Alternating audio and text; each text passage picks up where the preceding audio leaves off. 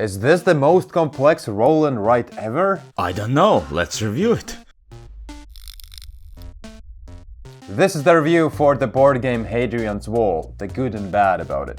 By the end of this video, you should know if this is something you'd like to try. We have 6 burning questions about this game, but before we do that, Yanis, what is this game all about? It's about a wall that Hadrian built. And you're not building it? I think you are helping, to be honest. Yeah, why does he get all the credit? He gets all the credit, but actually you built it, I built it, and hundreds of other players built it. Ridiculous. But it is a roll and write, or should I say a flip and write, where you get some resources and then you spend those resources to, yes, build a wall, but that's just a small part of the whole game that you do. So the whole game are these 2 pages, and you see all the white squares here. Those all are places you can fill. On your turn, you turn around a card. It shows what resources you can use, and then you use those resources to fill in squares and get more resources, and then fill in other squares, get those resources to then fill in other squares on this page and then this page, and that's what you do. This is the whole game. Pretty much so. Whenever you don't have any resources left, the round ends and you get attacked, right? Yep, by picked. Funny thing, in Latvian it means mad. Do you think it's a coincidence? I think that's completely a coincidence, yes.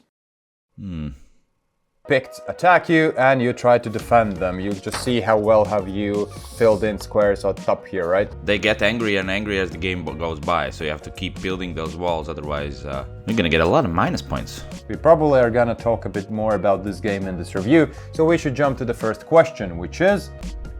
Who would you get this for? 2, 1, boom.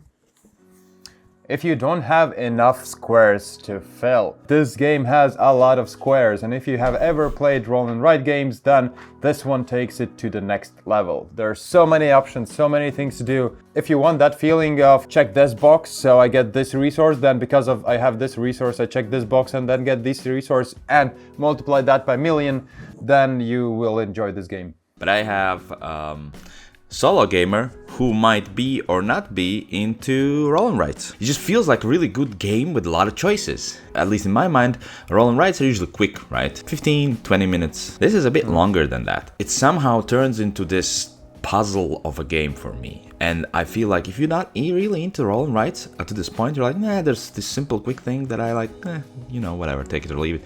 Then this might change your mind, because this is like you said, whole next level. I just feel like I wanna super optimize everything that I can. I wanted to ask you about why did you write down specifically solo players, because you didn't explain it, but we might explain it later in the video, right? Maybe we will.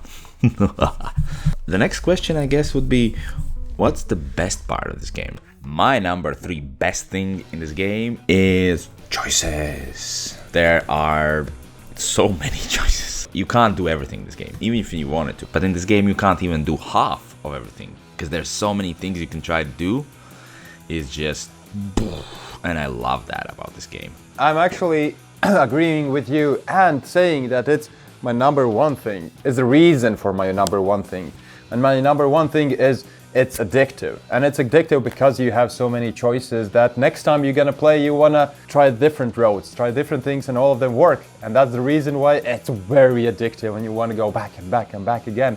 All of these squares and places you can fill in work differently. It's not just that there are many squares and that you have this choice between, the left and right side. And it's very satisfying, and the first few times you even won't understand what the hell are you doing there.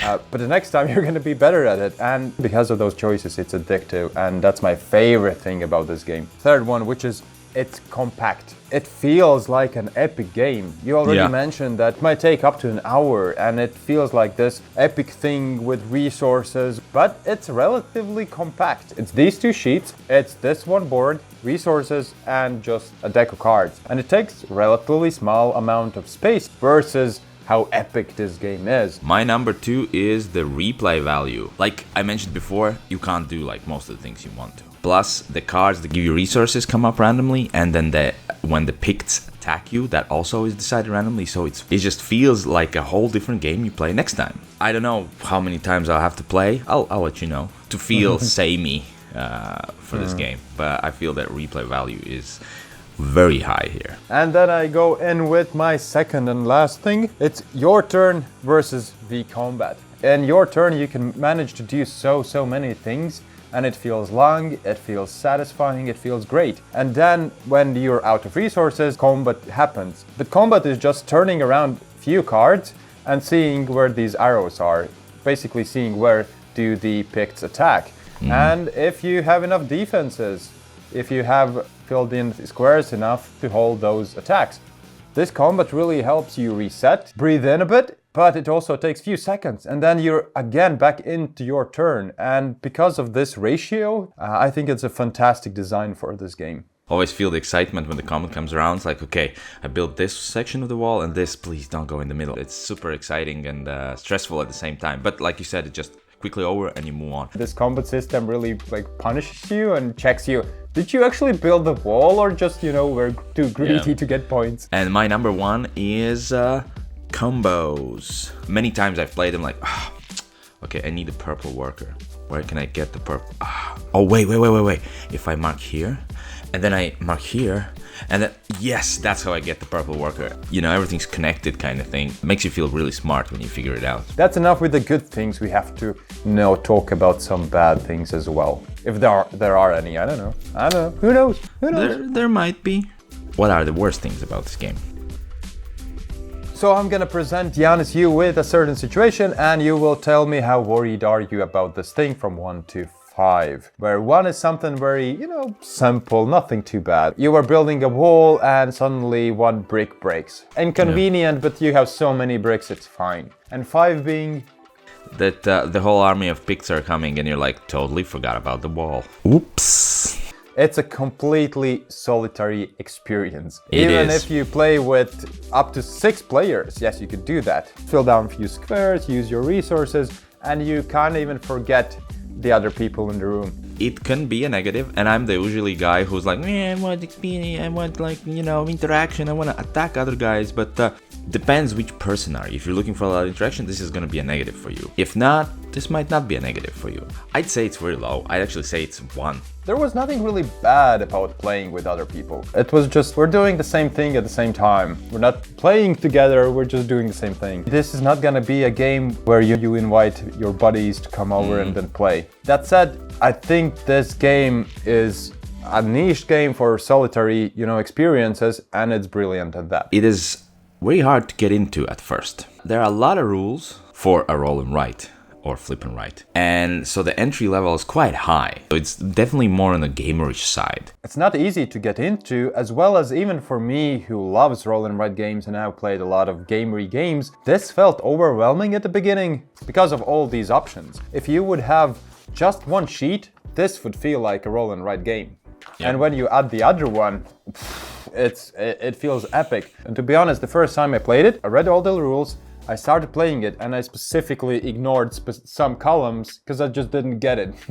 I felt like I'm fine without not knowing what it is, and it was completely fine. But I would still give it a 3, and because that's the biggest reason why I'm not gonna teach it to people coming over. It's my game, it's solitary experience with me, maybe my wife, and that's about it because of this thing. So basically you can still invite people over, you just not gonna play this game with them, you're gonna play it alone. They can, watch you play it.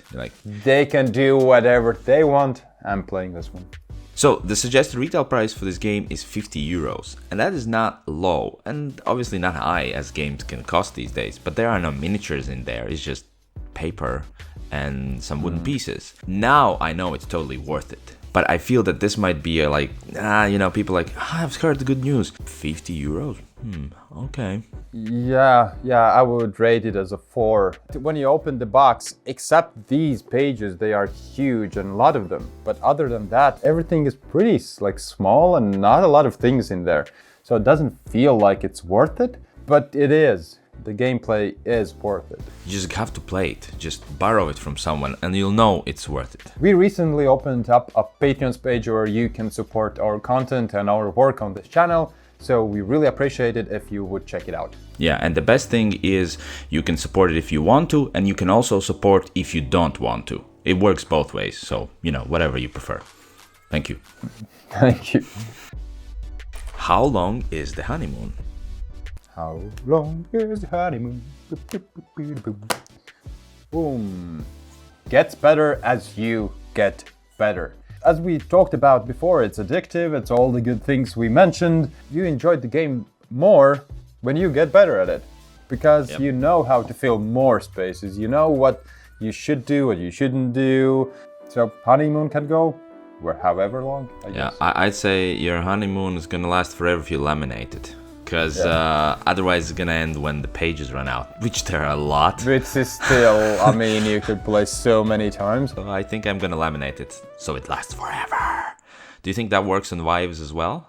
If we laminate them, they last forever? What is the best alternative? Okay. So, 3, 2, 1. Boom shakalaka.